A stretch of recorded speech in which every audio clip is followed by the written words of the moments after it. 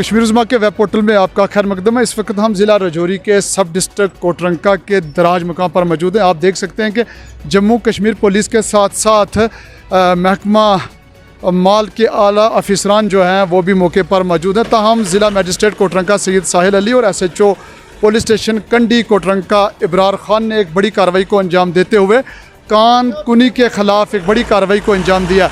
आज एक टिप्पर और JCP को जो है वो सुबह 10:30 बजे के करीब जो है वो सीज़ किए गए।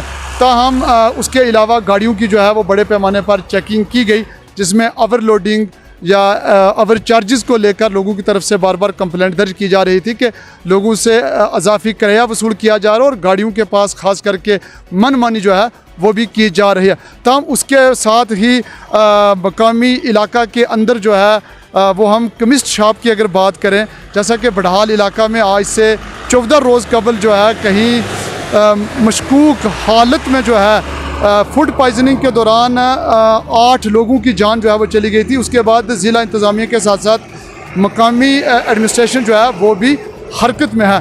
कोटरंका के इलाका दराज से कश्मीर उज़्मा के लिए बिशारत रातर की ये रिपोर्ट।